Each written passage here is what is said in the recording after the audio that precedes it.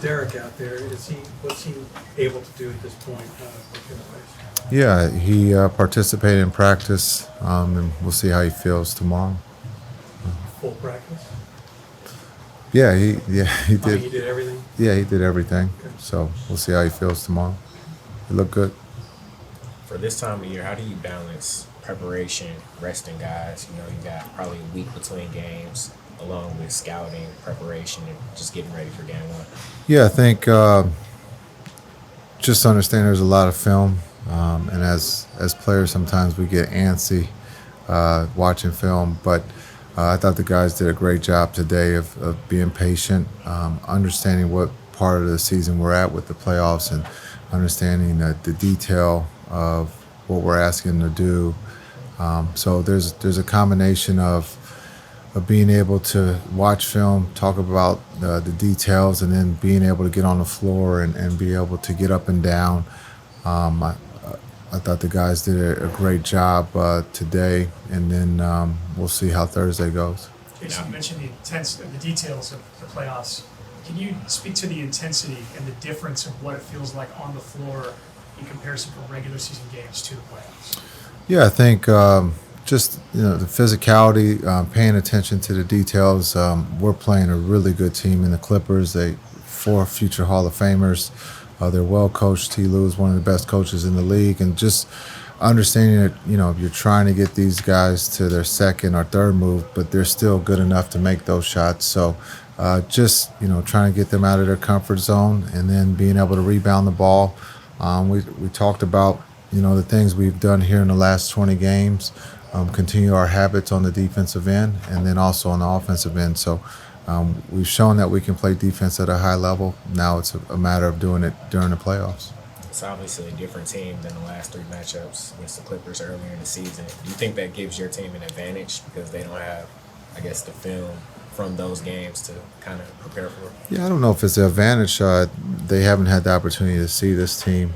So on film, the coaching staff will do their part. They have vets over on their side, a lot of playoff experience. So is it an advantage? I don't know if it's an advantage. We'll find out in game one if it's an advantage. But I think it's, being able to, play the game at a high level. At this time of the year, it's about, what team makes the mistake at the wrong time and capitalize on it. And so, again, for us, our vets talked today about what the playoffs are all about, and I thought they did a great job with the messaging. Can you give us a window into the last year for you, from what transpired last year to this year, and how you may have changed and grown as a coach, and what that's done to help this team get to this point where they are now? Yeah, 2 different teams, 2 different situations.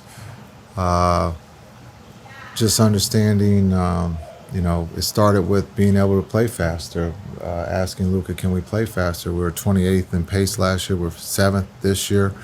The game became easier for him, but for everyone else. We make a change. Nico added more talent. Our defense got better. When you look at the last 30 games, I think we're second in defense. And so being able to carry out the message, the guys did that at a very high level. And so talking about change, being able to change with the team, looking at last year's team was different than this year's team, a little bit more athletic. I think comfort level, starting with our 2 leaders, when you look at Kai and Luka. I thought the trip to Abu Dhabi and Madrid was big for the team, and you could see that. What's it like for you, Jason, to have a guy like Luka that if you guys need a bucket, he can go get that bucket? Luka, yes, it's nice to have someone like that who can get a bucket, but also make a play for a teammate. And so his ability to score is at a very high level in this league, but also his playmaking is extremely high. And then his trust with his teammates, understanding the double teams that he will see, being able to get the ball to the right guy and trusting that his teammates are going to make the right play. Jason, what's one thing that you learned from your first playoff run that you would share with guys like Derek and Mavs? To enjoy it. You're not promised to make the playoffs. The hard work that you put in for this season has helped the team achieve one of its goals, but to understand that playoffs aren't always guaranteed, that you're doing the right thing. Continue to keep working hard, but enjoy the moment. Embrace, ask as many questions as you can as you get going in this first series against the Clippers. You You just mentioned mentioned that pace that you try to get this team to play for with since the very beginning of the season. Clippers have struggled with pace of season. Everything kind of slows down in the playoffs. How do you keep them pushing the pace in the playoffs? Yeah, I think that's a very good point. When you talk about the playoffs, it tends to slow down. For us, we don't want it to slow down. We got to continue to keep playing with that pace, understanding, using our depth, using that to our advantage. That's something that has helped us this season, and that's something that we got to lean on in this series. Is being able to keep the pace up, being able to run, not letting their defense get set. They're very good on the defensive end. They got great hands. They're going to swipe. They come up with a lot of steals. They play the passing lanes at a very high level. This group that we're playing against, the Clippers, their basketball IQ is extremely high. They've seen everything, so we have to take care of the ball, but we do want to get out and run. You just mentioned your defense over the last 30 games. When you boil down those two trades and what made them work, is that where it starts? How it changed you all defensively? Yeah, I think it will start there, but I think also just our ability with D Live on the floor, we saw glimpses of our defense, playing at a high level. It's just, when you are bigger, it just helps because when you can rebound the ball on a miss with PJ, D Live and Maxi, it just helps. Nothing against when our smalls are in there. It's just harder to rebound when we do get that missed shot, and that's something that when we made the trade, it's definitely helped us with our bigger groups. Speaking of your defense, Jason, what kind of impact has Derrick Jones had on the defensive end? He's been great all year. He's taken the challenge of being assigned the best wing, perimeter scorer. He's never complained. He comes out and does his job at a high level. He's going to have his hands full in this series because it's not just one. They have quite a few of them over there. So, but again, there's nothing that we're asking him not to do. Just we need him to be himself and play the game at a high level. You mentioned some of the veterans spoke. Do you mind us asking who spoke? No, that's not. You can ask them. Well, on that front, though, I'm sure that the Clippers have an advantage. I haven't added up the playoff experience, but I'm sure they have more of it than you do. I would go out on them. Yeah. How good is it to be able to lean on a few of your guys like Irving, and Luka, for that matter, who've made deeper playoff runs? Yeah, I think it's. They probably do have a little bit more experience in the playoffs.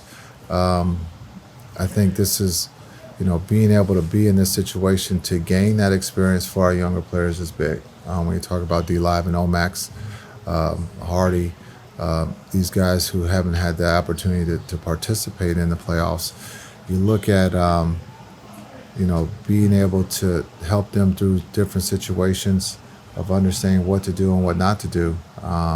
And it doesn't always relate to on the floor. It can also be off the floor.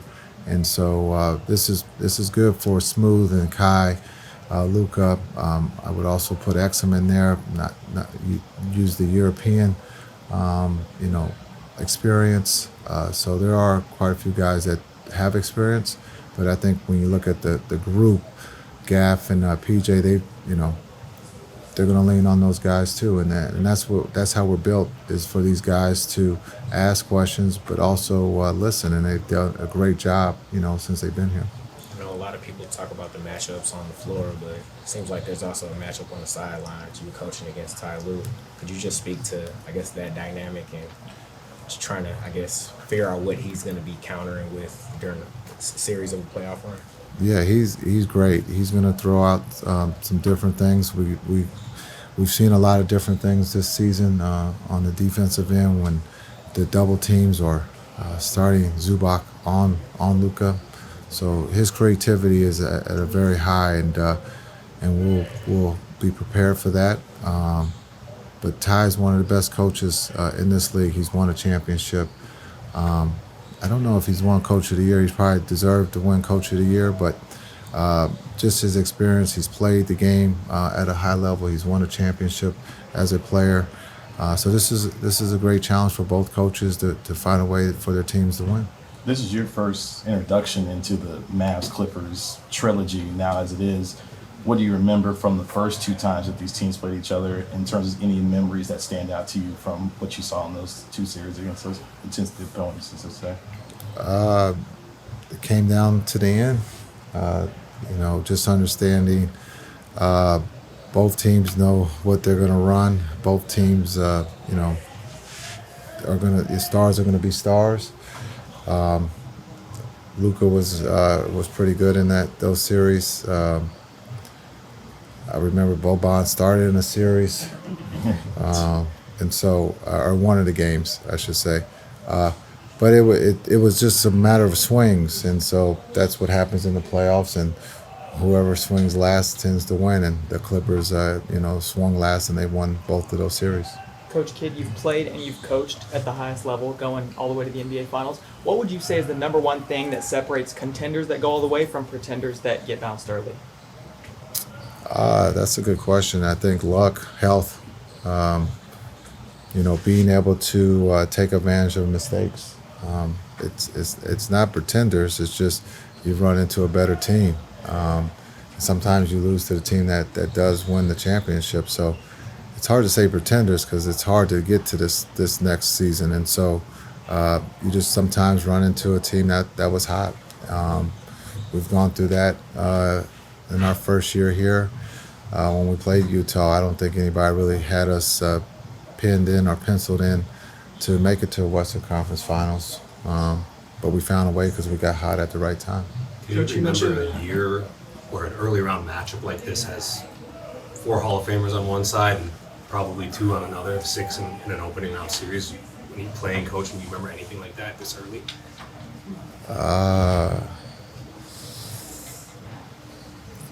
Yeah, maybe my first year in Brooklyn coaching.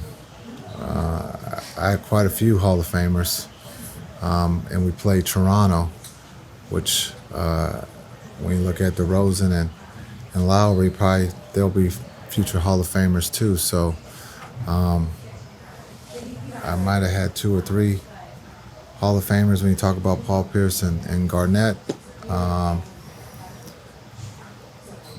It happens, but that's what the game is all about. You want to go against the best, and we have opportunity to go against the Clippers, and we consider them one of the best teams in the league.